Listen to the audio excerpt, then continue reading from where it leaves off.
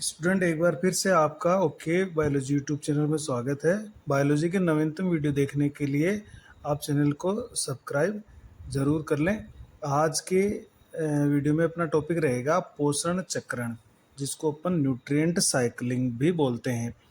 तो पारतंत्र में पोषण चक्र का मतलब यहाँ पर हम जो अकार्बनिक तत्व होते हैं, खनिज पदार्थ होते हैं, उनके चक्रण की प्रक्रिया को समझने वाले हैं।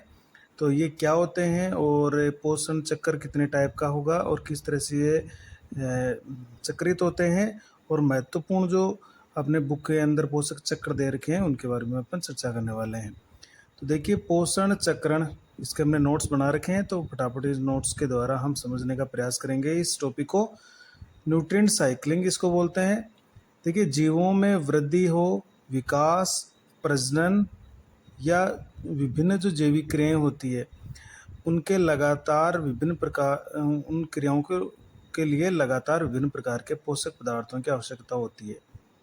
वृद्धि सही तरीके से हो, विकास की प्रक्रिया सही तरीके से हो, जीव प्रजनन जनन आसानी से कर सके और उसकी जो जैविक क्रियाएं हैं वो एक सामान्य तरीके से चलती रहे, उसके लिए विभिन्न प्रकार के पोषकों की आवश्यकता होती है। तो ये जो पोषक होते हैं, ये हम इसको किस संदर्भ के अंदर इसको देखेंगे, तो हम पारतंत्र में एक शब्द काम में लेते हैं, स्थायी अवस्था, या जिसको हम स्टैंडिंग स्टेट बोलते हैं। तो स्टैंडिंग स्टेट या स्थायी अवस्था का मतलब है पोषक हमेशा पारतंत्र में एक स्थायी रूप से मौजूद होते हैं। केवल इनका विभिन्न जो पारतंत्र के घटक होते हैं, चाहे वो उत्पादक हो चाहे उपभोक्ता हो, उनमें ये भूमि के माध्यम से चक्रित होते हैं और वापस पारतंत्र में या मृदा में मिल जाते हैं। तो स्थायी अवस्था स्टैंडिंग स्टेट का मतलब ही है कि जो पोषक या कार्बनिक जो तत्व मौजूद होते हैं उन्हीं को हम स्थायी अवस्था स्टैंडिंग स्टेट कहते हैं। तो देखिए, किसी इकाई समय में मृदा में उपस्थित कुल पोषकों की मात्रा या अकार्बनिक पदार्थों की कुल मात्रा को स्थायी अवस्था कहते हैं। तो एक पर्टिकुलर, जैसे अपने एक साल ले लिया, एक साल में एक निश्चित स्थान की जो मृदा है उसमें कुल कितने कार्बनिक तत्व मौजूद हैं, उनकी कुल मात्रा को अपन स्थायी अवस्था कहते हैं। जैसे कार्बन है, नाइट्रोजन है, फॉस्फोरस है, सल्फर है, कैल्शियम है, मैग्नीशियम है, तो इनकी जो टोटल मात्रा होती है उसको हम स्थायी अवस्था या स्टैंडिंग स्टेट कहते हैं। तो यहाँ पर ये ध्यान रखना है कि पोषकों को स्थायी अवस्था के रूप में संदर्भित किया जाता है। तो स्थायी अवस्था क्या होती है, इस तरह का प्रश्न पूछा जा सकता है। तो जो अकार्बनिक तत्व या जो पोषकों की मात्रा होती है उसको अपन स्थायी अवस्था के रूप में प्रदर्शित करते हैं, संदर्भित करते हैं। देखिए, पोषकों के संबंध में महत्वपूर्ण बिंदु यह है कि पोषक कभी समाप्त नहीं होते हैं, कभी समाप्त नहीं होंगे, ये स्थायी रूप से मौजूद रहते हैं, लेकिन ये बार बार पुनर्चक्रित होते रहते हैं और अनंत काल तक चलते रहते हैं। अनंत काल तक ये मौजूद रहेंगे, कभी भी ये समाप्त नहीं होंगे। हाँ, ये ज़रूर है कि ये मृदा से होते हुए उत्पादक पौधों में पहुंचते हैं, फिर पौधों से उत्पादक उपभोक्ता के अंदर पहुंचते हैं, और फिर उनके नष्ट होने से या उनकी मृत्यु होने पर पुनः ये पारतंत्र में या मृदा में आ जाते हैं और फिर से इनका चक्रीकरण शुरू हो जाता है। तो ये स्थायी रूप से मौजूद होते हैं, इनका चक्रीकरण होता रहता है और ये लंबे समय तक पारतंत्र में बने रहते हैं। एक पारतंत्र के विभिन्न घटकों के माध्यम से पोषक तत्वों की गतिशीलता को पोषक चक्र कहा जाता है। तो ये एक परिभाषा है अपने बुक में कि पारतंत्र जो होता है उसके विभिन्न घटक होते हैं, जिसमें उत्पादक होते हैं, प्राथमिक उपभोक्ता होता है, द्वितीय उपभोक्ता होता है, तृतीय उपभोक्ता होता है और सर्वोच्च उपभोक्ता होता है। तो इनके माध्यम से सबसे पहले पारतंत्र से मृदा से होता हुआ पोषक उत्पादक या पादपों में जाता है, फिर पादप से वो प्राथमिक उपभोक्ता है, फिर द्वितीय उपभोक्ता है, फिर तृतीय उपभोक्ता में चक्रित होता होता वापस पारतंत्र में यानी मृदा के अंदर वहाँ पर शामिल हो जाएगा। तो ये जो गतिशीलता हो रही है, एक चक्रीकरण हो रहा है, इसको अपन पोषक चक्र कह रहे हैं। देखिए, पोषक चक्र का एक नाम और है जिसको हम कहते हैं जैव भू रासायनिक चक्र। तो पोषक चक्र एक अन्य नाम और है जिसका नाम है जैव भू रसायन चक्र, ये इसका नाम है। तो इसमें कौन कौन आ गए? जैव आ गया यानी सजीव, भू यानी भूमि, रसायन यानी जो रासायनिक पदार्थ या जिसको अपन पोषक कह रहे हैं, खनिज तत्व कह रहे हैं, और चक्र का मतलब होता है एक मार्ग हो गया, एक पथ हो गया। तो यहाँ पर जैव मतलब जिसको अंग्रेजी में अपन कह रहे हैं इस चक्र को बायो जियो केमिकल साइकिल, जैव भू रसायन चक्र या बायो जियो केमिकल साइकिल, जिसमें जैव या बायो का मतलब तो हो गया जितने भी सजीव प्राणी हैं वो है, या जो सजीव है जिसमें पौधे और जंतु आ जाते हैं।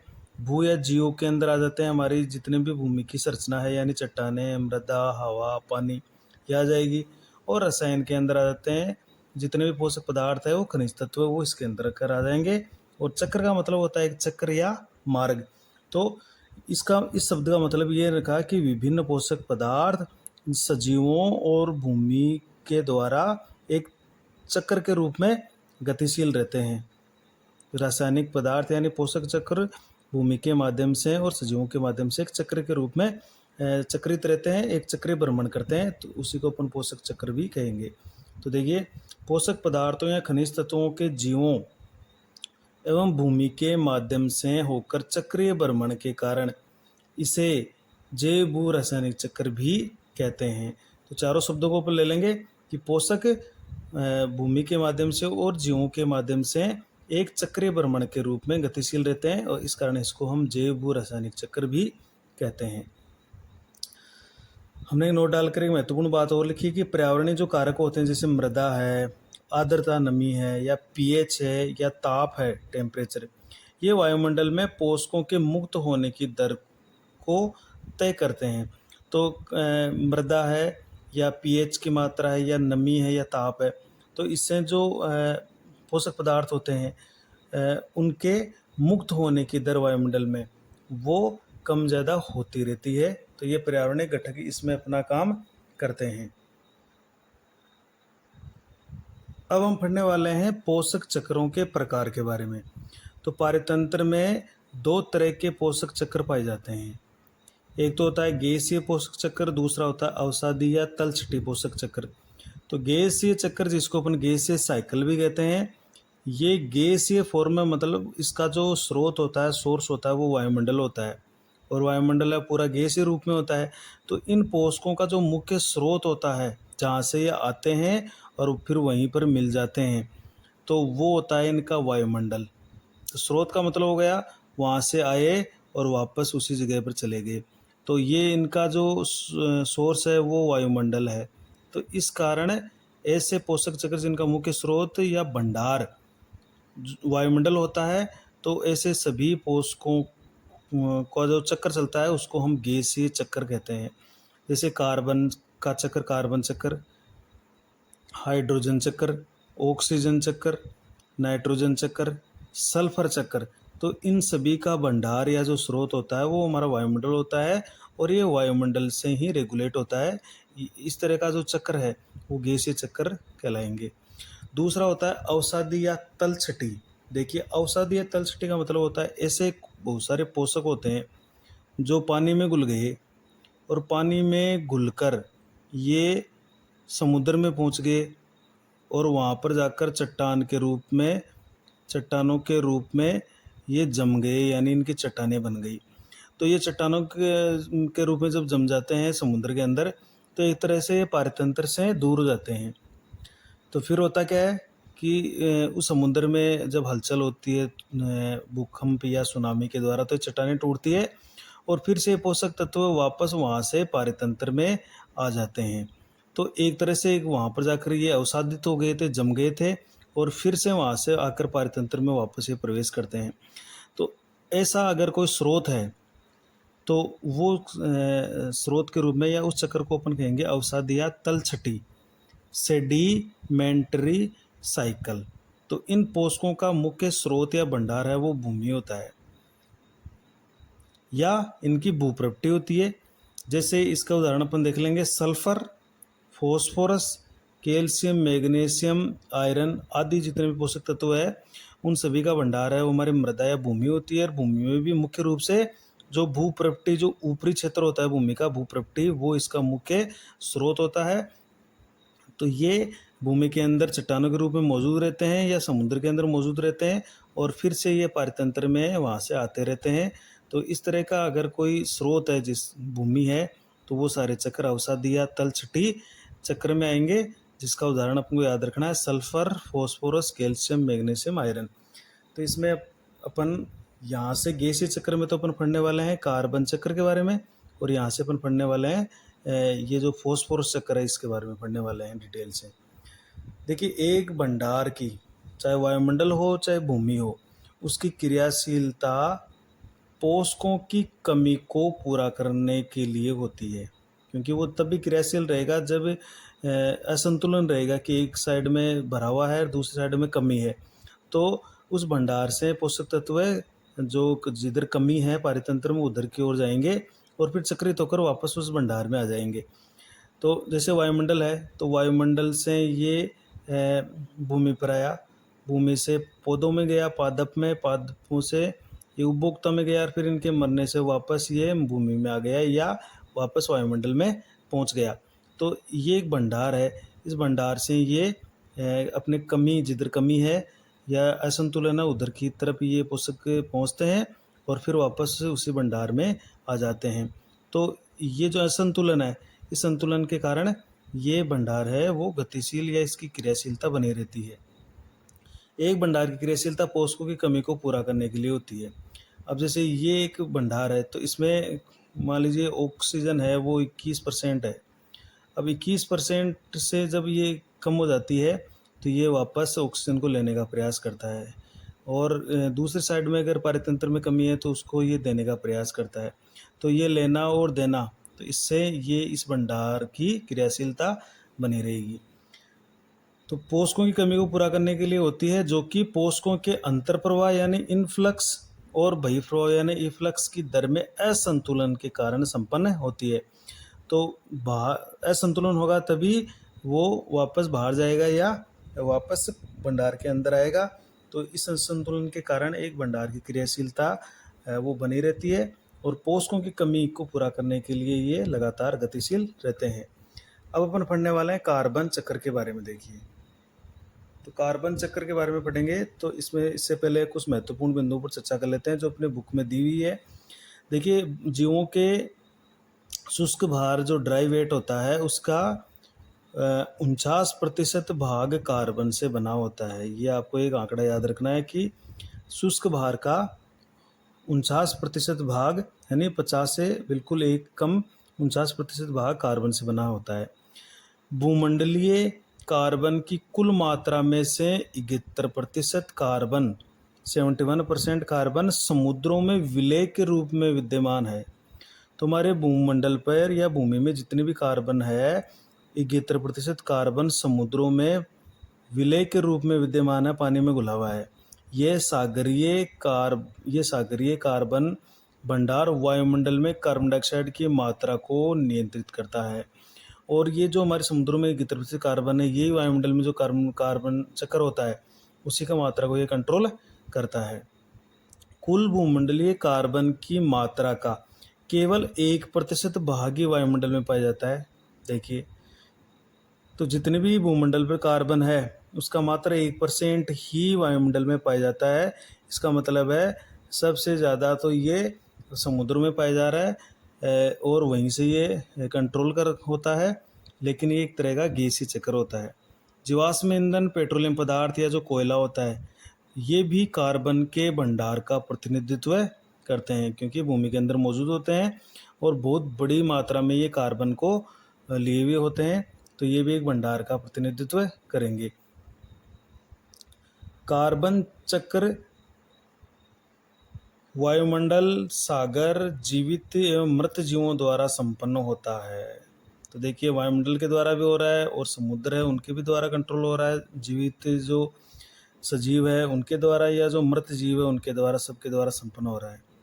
एक महत्वपूर्ण तथ्य ये हो रहा है कि जैवमंडल में प्रकाश संश्लेषण के द्वारा प्रतिवर्ष 4 गुणा 10⁻13 किलोग्राम कार्बन डाइऑक्साइड का या कार्बन का स्थिरीकरण होता है, यानी भोजन बनता है।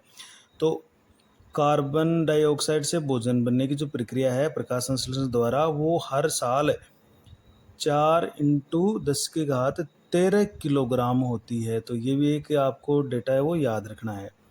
कार्बन सभी जीवों के शरीर बनाने वाले कार्बनिक पदार्थों, चाहे वो प्रोटीन हो, वसा हो या कार्बोहाइड्रेट हो, आदि का एक मुख्य घटक होता है। क्योंकि जब अपन प्रोटीन, वसा, कार्बोहाइड्रेट की संरचना पढ़ते हैं तो उसमें कार्बन तत्व मौजूद होता है, तो उसका ये प्रमुख घटक होता है। तो कुछ महत्वपूर्ण बातें हमने पढ़ी है कि 49% कार्बन है वो अपने जीव का शुष्क बाहर का 49% कार्बन होता है। 71% कार्बन समुद्रों में पाया जाता है। वायुमंडल में मात्र जो भूमि पर कार्बन है उसका 1% ही पाया जाता है। और प्रतिवर्ष कार्बन का जो स्थिरीकरण है वो 4×10⁻13 किलोग्राम होता है। यानी इतना किलोग्राम भोजन हर साल जीवों के द्वारा यानी पौधों के द्वारा बनाया जाता है। अब अपन पढ़ लेते हैं कार्बन चक्र का हमने एक आरेख बना रखा है। तो देखिए ये वायुमंडल में कार्बन डाइऑक्साइड की मात्रा है और ये होती है 0.03% कार्बन डाइऑक्साइड अपने वायुमंडल में। तो ये जो वायुमंडल में कार्बन डाइऑक्साइड मौजूद है और इसका जो एक गैसीय चक्कर चलता है वो किस तरह से कंट्रोल होता है। तो देखिए वायुमंडल में कार्बन डाइऑक्साइड हमने एक साइड में बना दी है। अब ये कार्बन डाइऑक्साइड का जो चक्कर है वो किस तरह से चलता है, तो देखिए ये इस तरह से चलेगा थोड़ा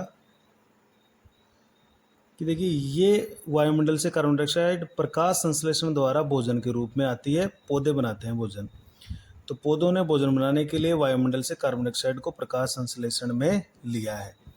पौधों से ये भोजन चला गया जंतुओं में, और पौधे और जंतुओं के मृत जो अवशेष होते हैं वो अपरद कहलाते हैं। और ये मृत जीव यानी कि जो अपशिष्ट उत्पाद होते हैं ये क्या करते हैं, ये भूमि में पड़े रहते हैं। और इन मृत जीवों का या अपशिष्ट जो उत्पाद होते हैं, चाहे वो पौधे के हो चाहे जंतु के हो, वो मृदा में जो कुछ सूक्ष्म जीव मौजूद होते हैं, बैक्टीरिया या कवक है, वो उसका अपघटन करेंगे, इनसे शोषण करेंगे और उनका अपघटन करेंगे और फिर यहाँ से वापस कार्बन डाइऑक्साइड, कार्बन है वो वायुमंडल में पहुँच गया। तो देखिए यहाँ से इनका शोषण का या अपघटन होने से ये कार्बन डाइऑक्साइड है वो वापस अपने वायुमंडल में जा चुकी है। तो इसको एक बार अपन थोड़ा इस तरह से समझते हैं। ये देखिए, तो ये प्रकाश संश्लेषण द्वारा है वो कार्बन डाइऑक्साइड है वो पौधों द्वारा ले ली गई है। पौधों ने भोजन बनाया, भोजन ले लिया जंतुओं ने। अब पौधे भी है वो मृत हो जाते हैं और जंतु भी मृत हो जाते हैं। तो इनके मृत जीव या जो इनके अपशिष्ट उत्पाद हैं इनका मृदा में उपस्थित सूक्ष्म जीव अपघटन करेंगे और फिर वहाँ से कार्बन डाइऑक्साइड है या कार्बन है वो वापस वायुमंडल में चला गया है। इसी तरीके से देखिए ये जो पौधे होते हैं ये शोषण की क्रिया करेंगे और इसी तरह से जो जंतु होते हैं वो भी शोषण की क्रिया करेंगे। तो इनके शोषण करने से जो कार्बन डाइऑक्साइड निकलेगी शोषण के दौरान वो वायुमंडल में चलेगी। तो एक साइड में तो कार्बन डाइऑक्साइड यहाँ से स्रोत से बाहर आ रही है और शोषण की क्रिया द्वारा वापस ये स्रोत में पहुँच रही है। इसके अलावा देखिए जीवाश्म ईंधन होते हैं। जीवाश्म ईंधन में पेट्रोलियम पदार्थ और कोयला होता है। जब हम इस जीवाश्म ईंधन का वाहनों या विद्युत या ताप घर के अंदर जलाते हैं इनको, तो जलाने से कार्बन डाइऑक्साइड गैस पैदा होती है और वो वायुमंडल में पहुंच जाती है। तो ये भी स्रोत के अंदर जा रही है। इसी तरह से जंगल या लकड़ी या अन्य कार्बनिक कचरे को जलाते हैं, जब जंगल में आग लग जाती है, लकड़ी जलाते हैं या अन्य कार्बनिक कचरा जैसे पत्तियाँ वगैरह या सूखी घास जलाते हैं, तो उसमें भी कार्बन डाइऑक्साइड बनती है और वो भी वायुमंडल में पहुंच जाती है। इसी तरह से समुद्रों में कैल्शियम युक्त जो अवसाद होते हैं उनके रूप में कार्बन डाइऑक्साइड बहुत बड़ी मात्रा में वहाँ पर पाई जाती है। तो इस तरह से ये वायुमंडल हो गया और ये समुद्र और मृदा के अंदर पौधे और जंतु। तो इस तरह से ये किस तरह कार्बन चक्र एक रेगुलेट हो रहा है, जिसमें स्रोत में कुछ माध्यम तो ऐसा है जिस स्रोत से कार्बन डाइऑक्साइड है वो आ रही है और कुछ माध्यम ऐसे हैं जो वापस स्रोत में कार्बन डाइऑक्साइड को पहुंचा रहे हैं। तो इस तरह से एक इनफ्लक्स और इफ्लक्स जो हो रहा है वो इस स्रोत को कंट्रोल कर रहा है, इसकी क्रियाशीलता के लिए जिम्मेदार है। तो ये कार्बन चक्र था, इसको आप देख सकते हैं।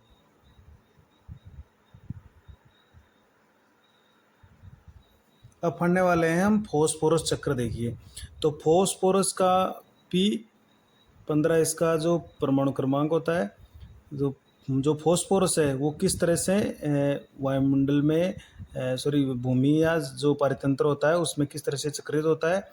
तो ये एक अवसादी चक्र है, अवसादी चक्र जो हमने पढ़ा है।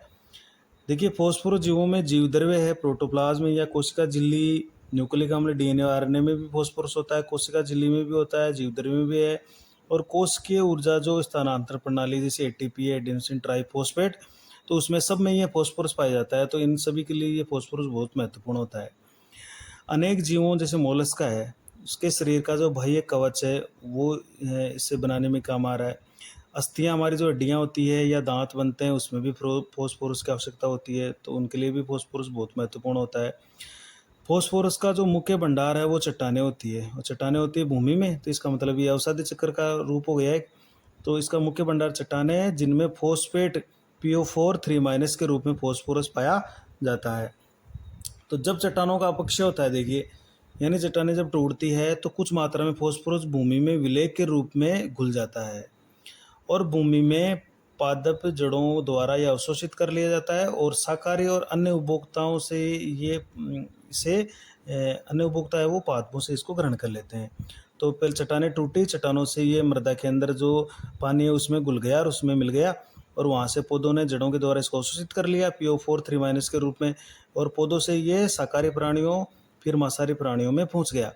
उत्पादक या उपभोक्ता है, पौधा या जो जितने भी उपभोक्ता है, उनकी मृत्यु होने पर उनके शरीर का अपघटन होता है, तो उसके शरीर में या अपशिष्ट पदार्थों में जो जो भी फॉस्फोरस होता है वो सूक्ष्म जीव उसका अपघटन कर देंगे और ये फॉस्फोरस पुनः मृदा में मिल जाएगा और मृदा में मुक्त हो जाएगा। तो हम देखते हैं कि कोई भी जीव मरता है और कुछ ही दिनों में उसकी हड्डियाँ या उसके दांत है वो मृदा के अंदर मिल जाते हैं, और फॉस्फोरस जो होता है वो उसका जो जीव द्रव्य है या न्यूक्लिक अम्ल है वो सारा खत्म होकर वापस फास्फोरस मृदा के अंदर मिल जाता है। तो अगर एक चक्र के रूप में इसको अपन पढ़ें तो इस तरह से अपन बता सकते हैं इसको कि जैसे ये चट्टानी खनिज है, चट्टान के अंदर ये फॉस्फोरस पाया जा रहा है, ये चट्टान के अंदर फॉस्फोरस प्रेजेंट है। अब इन चट्टानों का जो अपक्षय होता है या जैसे मान लीजिए भूमि के अंदर चट्टानें हैं या समुद्र के अंदर चट्टानें हैं, तो भूकंप आता है या सुनामी आती है या किसी हलचल से चट्टानें टूटती है, तो वहाँ से जो PO4 3- है ये पानी में घुलकर मृदा विलयन में मौजूद होता है या वहाँ पर आ जाता है। अब मृदा विलयन से क्या होता है, इसका अवशोषण है वो उत्पादक यानी पादप करेंगे। उत्पादक कौन हो गए, पादप। इसका अवशोषण पौधों ने जड़ों द्वारा कर लिया, जड़ों द्वारा पौधों ने इनका अवशोषण कर लिया। पौधों से ये पहुंच गए उपभोक्ता में। अब उपभोक्ता में भी प्राथमिक उपभोक्ता, द्वितीय उपभोक्ता, तृतीय उपभोक्ता, सर्वोच्च उपभोक्ता, ये सब में ये चलता गया, उपभोक्ता में चला गया। और उपभोक्ता का जो मृत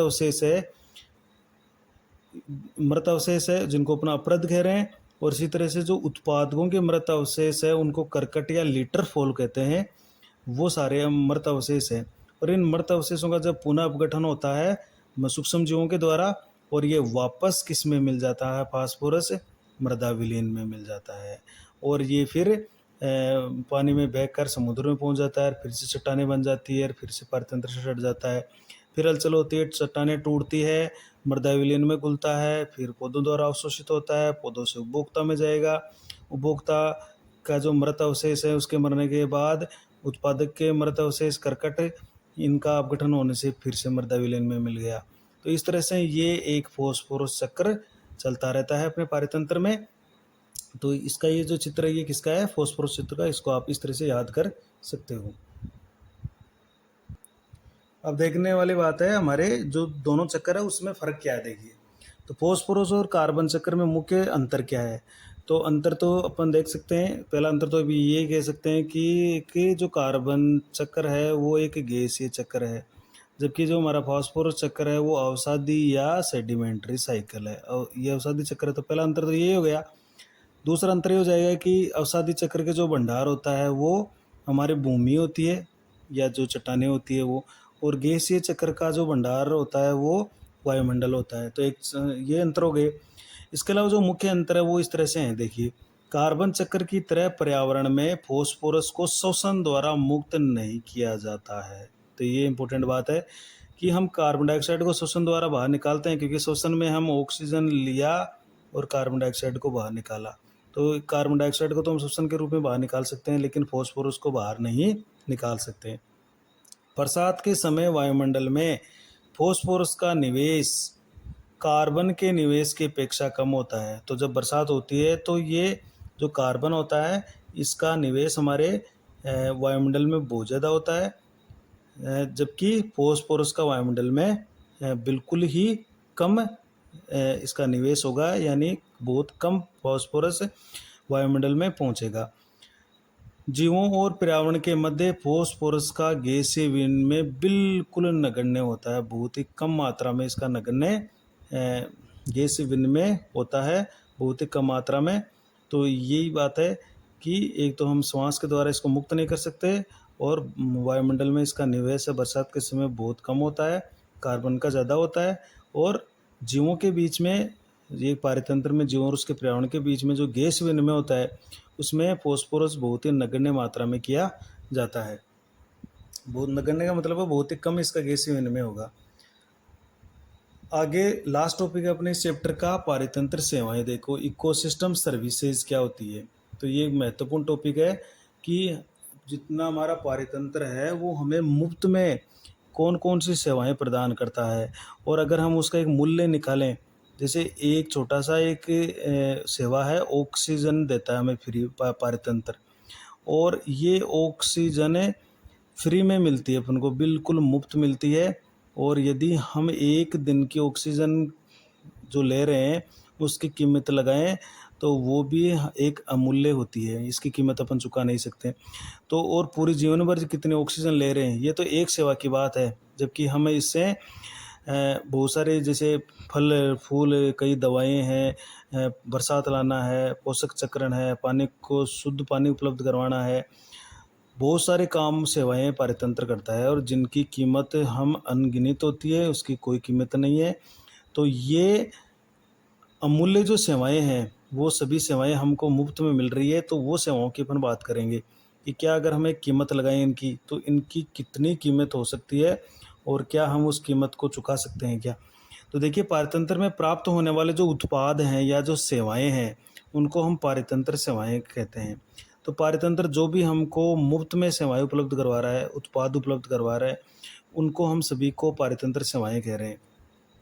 अब क्या क्या है, देखिए स्वस्थ वन पारितंत्र की जो भूमिका होती है वो क्या क्या होती है। देखिए वायु व जल को शुद्ध करना, ये बिल्कुल फ्री में हो रहा है, पौधे वायु को शुद्ध कर रहे हैं, और जल को भी, बरसात आती है तो जल भी शुद्ध होता है, ये इसमें मृदा भी अपनी भूमिका निभाती है, पेड़ पौधे भी अपनी भूमिका निभाते हैं, यानी पारितंत्र पूरा काम करता है। सूखा और बाढ़ों को रोकना, पोषक पदार्थों का चक्रण करना, भूमि को उर्वर यानी उपजाऊ बनाना, जंगली जीवों को आवास उपलब्ध कराना, जैव विविधता को बनाए रखना, फसलों के परागण में सहायता करना, फल फूल औषधियाँ भोजन उपलब्ध कराना, ये सारी पारितंत्र सेवाएं हैं और हमें बिल्कुल मुफ्त मिलती है।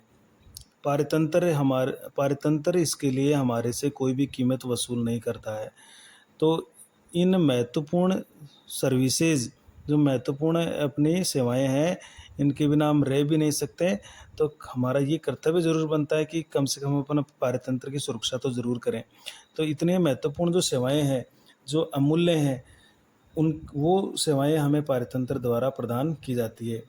इसी के साथ देखिए कार्बन के लिए भंडारण स्थल उपलब्ध कराना, प्राकृतिक सौंदर्यात्मक, देखिए प्राकृतिक सौंदर्य जिसमें तरह तरह के फूल, तरह तरह के पेड़ पौधे, नदी नाले और बहुत सारे जो अन्य जीव जंतु है, वो सांस्कृतिक बहुत सारी परंपराएं और हमारे जो आध्यात्मिक परंपराएं वो इससे जुड़ी हुई है, उनको सभी एक ये मूल्य प्रदान करता है।